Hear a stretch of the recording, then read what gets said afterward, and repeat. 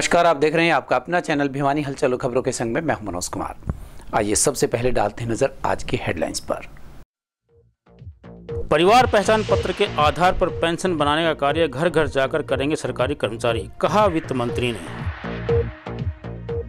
हत्या आरोपी की गिरफ्तारी न होने पर गुस्साए परिजन, प्रशासन ने दिया 10 दिन का आश्वासन। श्रीमती देवीबाई आश्रम में हुआ सामाजिक संस्थाओं का सम्मान।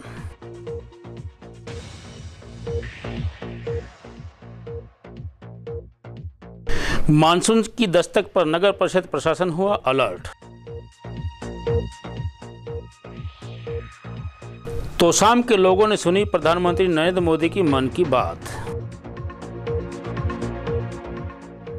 और अब खबरें विस्तार से। प्रदेश के वित्त मंत्री जेपी दलाल ने पंचायत भवन में अंबेडकर आवास योजना के तहत लाभार्थियों को अनुदान राशि के चेक वितरित किए। उन्होंने कहा कि आचार संहिता के हटते ही सरकार द्वारा गरीब कल्याण के लिए कार्य शुरू कर दिए गए हैं। इस अवसर पर मुख्यमंत्री के पानीपत में आयोजित कार्यक्रम का सीधा प्रसारण भी दिखाया गया। वहीं इस अवसर पर विधायक घनश्याम दास सराफ व प्रशासनिक अधिकारी मौजूद रहे। पंचायत भवन में आयोजित अंबेडकर आवास नवीनीकरण योजना के तहत अनुदान वितरण समारोह में वित्त मंत्री जेपी दलाल ने कहा कि आचार संहिता के हटने के तुरंत बाद भाजपा सरकार ने गरीब कल्याण कार्यों को शुरू कर दिया है। उन्होंने बताया कि बिना किसी सिफारिश के परिवार पहचान पत्र के आधार पर सरकारी अधिकारी घर घर जाकर वृद्धावस्था पेंशन, विकलांग पेंशन इत्यादि बनाएंगे। सरकार के द्वारा गरीब लोगों को प्लाटों का वितरण भी किया जा रहा है और गरीब आवास योजना के तहत दी जाने वाली 80,000 रुपये की राशि शीघ्र ही सरकार द्वारा दे दी जाएगी। वहीं इस अवसर पर पानीपत में आयोजित सीधा प्रसारण मुख्यमंत्री का सभी लोगों को दिखाया गया। विधायक घनश्याम सर्राफ ने भी सामाजिक सुरक्षा योजना के तहत किए जाने वाले विभिन्न कल्याणकारी कार्यों की जानकारी दी।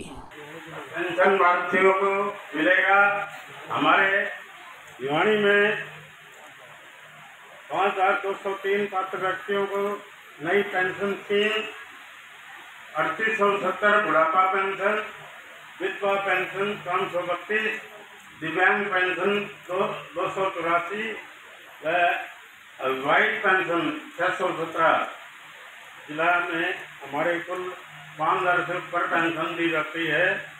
लोगों को उनके लाभ के लिए ये सारे काम हम केंद्र की सरकार से और प्रदेश की सरकार से जो सामाजिक सुरक्षा के पेंशन के लाभार्थी थे, जिनको नई पेंशन बनी थी, विधवा पेंशन, बुढ़ापा पेंशन, विधुर पेंशन, वो देने का काम किया है। इसी तरह से जो हमारा एक लक्ष्य था कि गरीब आदमियों को 100 गज के प्लाट मिले, जिन लोगों को प्लाट नहीं मिले थे प्लाट खरीदने के लिए 1-1 लाख रुपए की राशि दी। घर की रिपेयर के लिए 80,000 रुपये देने की हमारी योजना थी। पूरे प्रदेश के अंदर वो राशि भी हमने दी। और हमारा मकसद एक ही है कि सरकार के खजाने पर पहला हक गरीब का है, पहला हक कमज़ोर का है, पहला हक अंतिम व्यक्ति जो लाइन में खड़ा है उसका है। और इसके हम बिल्कुल संकल्प लेकर के गरीब की सेवा के लिए लगे हुए हैं।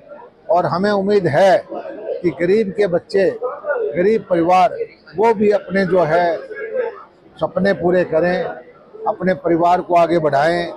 सरकार को उनके लिए जो करना है वो हम कर रहे हैं। और समाज के अंदर जो एक भेदभाव है गरीब और अमीर का, उसको मिटाने का काम करें।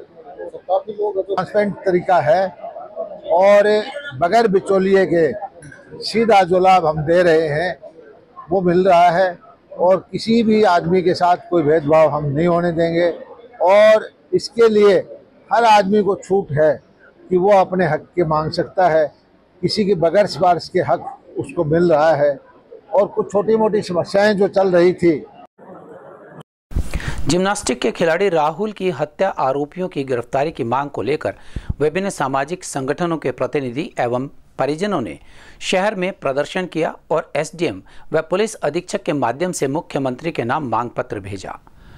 प्रदर्शनकारी नेहरू पार्क से चलकर लघु सचिवालय पहुंचे और आरोपियों की गिरफ्तारी की मांग की। उनका कहना था कि पुलिस द्वारा नामजद युवकों के खिलाफ मामला दर्ज किए जाने के बाद भी आरोपियों की गिरफ्तारी नहीं हुई है। 10 जुलाई तक आरोपियों के खिलाफ कार्यवाही नहीं की गई तो वे अनिश्चितकालीन धरने पर बैठ जाएंगे। राष्ट्रीय स्तर के जिम्नास्टिक खिलाड़ी राहुल लडवाल की हत्या के आरोपियों की गिरफ्तारी की मांग को लेकर पिछले 1 माह से जनप्रतिनिधियों व अधिकारियों से न्याय की गुहार लगाने के बावजूद न्याय न मिलने से गुस्साए परिजनों व विभिन्न सामाजिक संगठनों के प्रतिनिधियों ने संयुक्त रूप से शहर में प्रदर्शन किया तथा एसडीएम हरवीर सिंह व पुलिस उप अधीक्षक रमेश कुमार के माध्यम से प्रदेश के मुख्यमंत्री को मांग पत्र भेजा तथा जल्द से जल्द आरोपी की गिरफ्तारी की मांग उठाई। प्रदर्शनकारियों के गुस्से को देखते हुए एसडीएम हरवीर सिंह व उप पुलिस अधीक्षक रमेश कुमार पहुंचे और उन्होंने मांग पत्र लेकर 3 व्यक्तियों की एसआईटी गठित करते हुए 10 जुलाई तक हत्या के आरोपियों के खिलाफ कार्रवाई किए जाने का आश्वासन दिया। इस मौके पर कॉमरेड ओम प्रकाश, राजेंद्र तंवर, भू प्रजापति इत्यादि ने मांग की कि राहुल लडवाल हत्या मामले में निष्पक्ष जांच की जाए, मृतक के परिवार को 1 करोड़ रुपए की आर्थिक सहायता व मृतक के किसी एक परिजन को सरकारी नौकरी दी जाए। राहुल के हत्यारों को गिरफ्तार नहीं किया जाता तब तक हम लोग अनिश्चितकालीन धरना करेंगे और दोषियों को पुलिस प्रशासन जल्द से जल्द गिरफ्तार करे। हम 3 बार ज्ञापन दे चुके हैं, अब तक प्रशासन ने क्या कार्रवाई की है, किस अधिकारी ने क्या कार्रवाई की है, हमारे सामने आकर बताए। जहां मेरे समाज का पसीना बहेगा वहां हम लोग अपना खून बहाने के लिए तैयार है, लेकिन राहुल के परिवार को न्याय दिलाकर रहेंगे। उसका अब तक कोई आंसर नहीं मिला है। हम 3-4 बार ज्ञापन दे चुके हैं और अभी तक पुलिस प्रशासन ने उन दोषियों को गिरफ्तार तक नहीं किया है।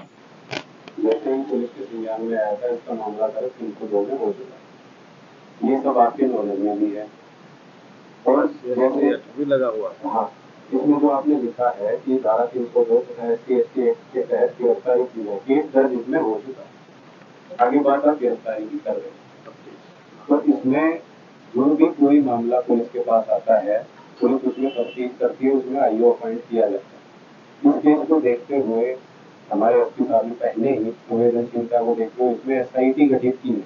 यदि कोई एक IO इसकी जांच नहीं करेगा, पूरी पुलिस की टीम जो मल्टीपल IO है, 3-4 IO का टीम लगा दी, जो DSP साहब के नेतृत्व में है। साइबर भी इसमें शामिल है। अच्छा, साइबर रिपोर्ट भी जैसा DSP साहब बता रहे हैं, इसमें सारी तफ्तीश की जाए। एक दूसरा पहलू होता है कि डॉक्टरी जांच रिपोर्ट क्या कह रही है, तो पोस्टमार्टम में भी ड्राउनिंग आया है और एक डाइटेक की रिपोर्ट होती है जहां मौका वारदात पे जो ड्राउनिंग की इंसिडेंट होती है वहां के भी पानी के सैंपल लिए जाते हैं, बॉडी से भी सैंपल लिए जाते हैं, उसकी भी रिपोर्ट अभी लेटेस्ट आई है, उसमें ड्राउनिंग ही आया कि डूबने से ही होती है। गिरफ्तारी की जहाँ तक बात है कि आपके द्वारा मेरे को ज्ञापन दिया गया है, ये केस भी मेरे संज्ञान में है। जो SIT इसमें जो भी इसमें सबूत आएगा, जिसमें भी इसकी संयुक्ता पाई जाएगी, बिना किसी देरी के उसकी गिरफ्तारी की जाएगी। इसमें जांच चल रही है। ये कहना कि जी इसमें तुरंत गिरफ्तारी की जाए, क्योंकि फिर आपका ही केस कमजोर पड़ता है। बिना सबूत के गिरफ्तारी पुलिस नहीं कर सकती। पहले या दूसरे दिन कोर्ट से उसकी बेल हो जाए। कोर्ट से बेल मिलने के बाद अगर बाद में ये है कि दौरान जांच अगर उसको बुलाएंगे, फिर वो कोर्ट के ऑर्डर के खड़े होते हैं, इनको बेल में पुलिस में परेशान करते। तो मैं आपसे भी ये कहूँगा,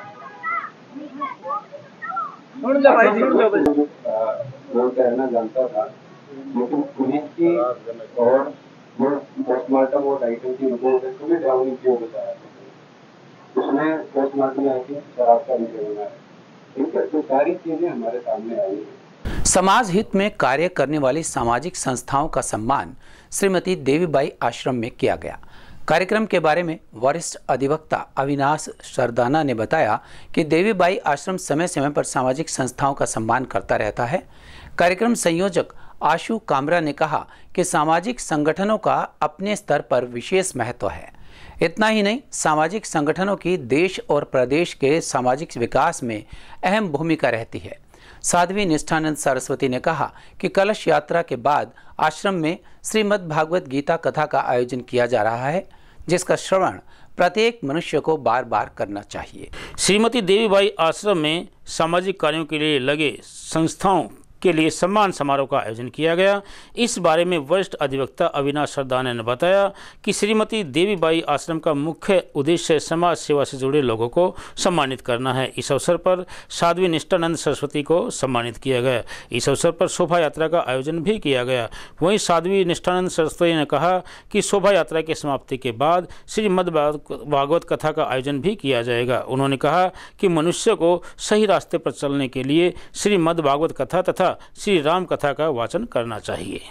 आज देवीबाई आश्रम में एक तो जितनी भी एनजीओ संस्थाएं हैं जो समाज सेवा का कार्य करती है उनके लिए आज सम्मान समारोह था। कलश यात्रा भी है और श्याम बाबा जी की आज यात्रा भी निकलेगी। तो इसमें जितनी भी एनजीओ है, सामाजिक एनजीओ, सबको सम्मानित करने का कार्यक्रम है। हाँ, बड़ा अच्छा कार्यक्रम था। ये हमारे टीम के जो इंचार्ज हैं आशु कामरा जी, देवीबाई आश्रम से जुड़े हुए हैं, ये बहुत अच्छा कार्य कर रहे हैं और हर वर्ष तो करते ही करते हैं। इसके बीच में भी काफ़ी प्रोग्राम ये करते हैं। इनकी टीम और इनके लिए ये बहुत ही धन्यवादी है। समाज सबका ये ख्याल रख के ये कर रहे हैं। Thank you. आमजन की तो भला करते हैं, उनकी अपील क्या करनी है, पर जो इन्होंने अब फ्री कर रहे हैं। बारिश के मौसम में जल भराव की स्थिति से निपटने के लिए नगर परिषद ने नालों व पार्कों की साफ सफाई का काम तेज कर दिया है। शहर के निचले हिस्सों में थोड़ी सी बारिश होने पर ही चारों तरफ पानी ही पानी भर जाता है। नगर परिषद चेयरपर्सन प्रतिनिधि भवानी प्रताप सिंह ने बताया कि परिषद आपके द्वार कार्यक्रम के तहत सभी वार्डों की समस्याओं का समाधान किया जा रहा है। नगर परिषद प्रशासन शहर में जल भराव की स्थिति से निपटने के लिए पूरी तरह से तैयार है। वहीं नगर सौंदर्यीकरण के चलते पुराने प्रोजेक्ट को भी जल्द ही शुरू करवाया जाएगा। नगर परिषद चेयरपर्सन प्रतिनिधि भवानी प्रताप सिंह ने बताया कि बरसात के मौसम को देखते हुए नगर परिषद के अंतर्गत आने वाले सभी नालों की सफाई शुरू कर दी है और जन स्वास्थ्य विभाग के अंतर्गत आने वाले नालों की भी सफाई का कार्य शुरू करवा दिया गया है। उन्होंने कहा कि फालतू का कचरा डालने से नालों में रुकावट आ जाती है, उसको देखते हुए भविष्य में नालों के अंदर पाइपलाइन डालने की योजना बनाई गई है। पार्कों की भी सफाई के कार्य के साथ साथ गलियों में स्ट्रीट लाइटें लगाने का काम शुरू करवा दिया गया है। उन्होंने यह भी बताया कि नगर परिषद आपके द्वार कार्यक्रम के तहत सभी वार्डों का दौरा किया जाएगा तथा समस्याओं का समाधान किया जाएगा और शहर की लगभग 300 गलियों का निर्माण करवाया जाएगा। बरसात के मौसम को देखते हुए हमने हमारे नगर परिषद के सभी नालों की सफाइयाँ शुरू कर दी हैं। लगभग एक बार तो सभी नालों की सफाइयाँ हो भी चुकी हैं और जो पब्लिक हेल्थ डिपार्टमेंट के अधीन जो नाले आते हैं उनका भी सफाई कार्य शुरू हो चुका है। और हमारा मानना है कि बरसात के मौसम में शहर के अंदर जल भराव की स्थिति बिल्कुल नहीं बनेगी और आगे चलकर इन नालों के अंदर हमने पाइपलाइन डालने की योजना बनाई है। जो करीबन 12 किलोमीटर के लगभग हमारे नगर परिषद के नाले बनते हैं, उन नालों के अंदर एक अच्छी तरीके से पाइपलाइन डाल करके और वहाँ जगह जगह मेन होल का निर्माण करके हम नालों का ऐसी व्यवस्था करने की योजना हमारी है। अब बहुत जल्द इसका काम शुरू हो जाएगा। हमने देखा है खुले नालों के अंदर कचरा डाल दिया जाता है, पॉलीथीन है, कोई कंस्ट्रक्शन का मटेरियल डाल देता है, कोई मिट्टी डाल देता है। इससे नाले हर इसमें रुकावट की स्थिति बनी रहती है। बहुत से नालों के ऊपर तो इंक्रोचमेंट इतनी रहती है कि इनकी सफाई संभव नहीं है। तो ऐसी स्थिति से निपटने के लिए योजना हमारी कारगर साबित होगी और मैं मानता हूँ कि देखिए इन चीज़ों के लिए समय लगता है। योजनाओं पर काम हमारा चला हुआ है। शहर के अंदर हमने गलियों को लेकर के बहुत बड़ी योजना बनाई है, जिसमें 300 गलियों का हम निर्माण बहुत जल्द शुरू कर देंगे। इसमें प्रत्येक वार्ड की प्रत्येक गली को हमने ध्यान में रखा है, जो टूटी हुई है या कच्ची है, सभी गलियों का निर्माण का हमारा कार्य बहुत जल्द शुरू हो जाएगा। नगर परिषद आपके द्वार कार्यक्रम के तहत हम प्रत्येक वार्ड में जाने की हमारी योजना भी है। अभी हमने पिछले हफ्ते 18 और 19 नंबर वार्ड का संयुक्त रूप से कार्यक्रम तय किया था। अब 1 नंबर 2 नंबर से शुरू करके हम 31 से 31 वार्डों के अंदर जनता के बीच में जाकर के कौन सी गलियां हैं, कौन सा क्या समस्याएं हैं, उन समस्या को समाधान करने का तुरंत हम प्रयास करेंगे। और बहुत जल्द शहर का सौंदर्यीकरण भी इसके साथ साथ हो। इसके लिए हमारा माल रोड का जो काफ़ी लंबा कई सालों से जो हमारा ड्रीम प्रोजेक्ट था वो भी अब बहुत जल्द कार्य चालू हो जाएगा। उसके अंदर कार्य शुरुआत की तरफ हमारा हम अग्रसर हैं और इसके साथ साथ पार्कों की जो तो शाम के पंचायत भवन में भाजपा नेता अनिल शर्मा के नेतृत्व में प्रधानमंत्री नरेंद्र मोदी के मन की बात कार्यक्रम के 111वें संस्करण में अनेक लोगों ने भाग लिया और प्रधानमंत्री के मन की बात कार्यक्रम को बड़ी स्क्रीन पर लाइव देखा। भाजपा नेता ने कहा कि प्रधानमंत्री के मन की बात कार्यक्रम से नई प्रेरणा और उत्साह मिलता है। हमें मन की बात के माध्यम से प्रधानमंत्री के संदेश को जन जन तक पहुंचाना है। इस दौरान भाजपा नेता अनिल शर्मा ने कहा कि प्रधानमंत्री नरेंद्र मोदी का मन की बात कार्यक्रम जन जन की बात बन गई है। उनका कहना था कि मन की बात कार्यक्रम सदैव ही हमें राष्ट्र निर्माण में सकारात्मक सोच के साथ स्वयं की भागीदारी के लिए प्रेरित करता है। उनका कहना था कि हमें मन की बात कार्यक्रम को देखने के पश्चात जागरूक होना चाहिए और इस कार्यक्रम के दौरान बताए गए विचारों को ग्रहण करके उन पर अवश्य ही अमल करना चाहिए, जिससे कि सशक्त राष्ट्र का निर्माण हो और हमारा देश तरक्की तथा खुशहाली की तरफ बढ़े। और अब एक खबर चलते चलते, केंद्रीय गृह मंत्री अमित शाह ने प्रदेश के निवर्तमान मुख्यमंत्री मनोहर लाल खट्टर के उन समर्थकों के सपनों पर पानी फेर दिया जो यह सोचे हुए थे कि विधानसभा चुनाव के बाद बीजेपी हरियाणा की बागडोर खट्टर को फिर से संभलवा देगी। लेकिन पंचकुला में भाजपा के चुनाव को लेकर हुई बड़ी बैठक में अमित शाह ने ऐलान कर दिया कि तीसरी बार हरियाणा में भाजपा सत्ता में आती है तो मुख्यमंत्री नायब सिंह सैनी ही होंगे रिपीट। केंद्रीय गृह मंत्री अमित शाह ने प्रदेश के निवर्तमान मुख्यमंत्री मनोहर लाल खट्टर के उन समर्थकों के सपनों पर पानी फेर दिया जो यह सोचे हुए थे कि लोकसभा चुनाव के बाद बीजेपी हरियाणा की बागडोर खट्टर को फिर से संभलवा देगी। लेकिन पंचकुला में भाजपा के चुनाव को लेकर हुई बड़ी बैठक में अमित शाह ने ऐलान कर दिया कि तीसरी बार हरियाणा में भाजपा सत्ता में आती है तो मुख्यमंत्री नायब सिंह सैनी ही होंगे। इतना ही नहीं, उन्होंने तो यहां तक कह दिया कि भाजपा आने वाला विधानसभा चुनाव मुख्यमंत्री नायब सिंह सैनी के नेतृत्व में लड़ेगी। दूसरे शब्दों में कहा जा सकता है कि इस बार बीजेपी हरियाणा में पिछड़ा वर्ग से संबंधित नायब सिंह सैनी पर दांव खेलेगी। उधर जाटों के साथ 10 साल पहले कांग्रेस से टूटकर भाजपा में जुड़ा पिछड़ा वर्ग का अब भाजपा से मोह भंग होता जा रहा है। इसीलिए पिछड़ा वर्ग का वोट बैंक बचाने के लिए भाजपा ने नायब सिंह सैनी को आगे किया है। वैसे भी पूर्व सीएम मनोहर लाल खट्टर अपनी ही जाति वर्ग के पलायन को नहीं रोक पाए थे। यहां तक कि पार्टी के पुराने और वफादार कार्यकर्ता भी अपनी सक्रियता से दूर होते चले गए। चर्चाकारों का कहना है कि प्रदेश में भाजपा का नेतृत्व परिवर्तन का निर्णय आने वाले विधानसभा चुनाव में लाभदायक रहेगा। मुख्यमंत्री की लोक लुभावनी घोषणाओं का कितना प्रभाव रहता है यह तो विधानसभा चुनाव परिणाम ही बताएंगे। वर्तमान हालातों में प्रमुख विपक्षी दल कांग्रेस को हल्के में नहीं आंका जा सकता।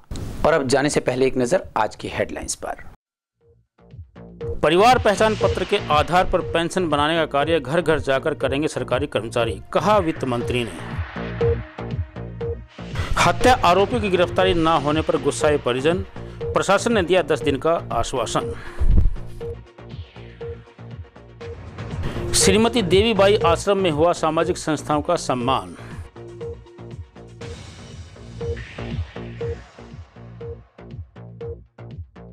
मानसून की दस्तक पर नगर परिषद प्रशासन हुआ अलर्ट। तो शाम के लोगों ने सुनी प्रधानमंत्री नरेंद्र मोदी की मन की बात। हमारे आज के अंक में बस इतना ही। अगले अंक के लिए देखते रहिएगा आपका अपना चैनल भिवानी हलचल।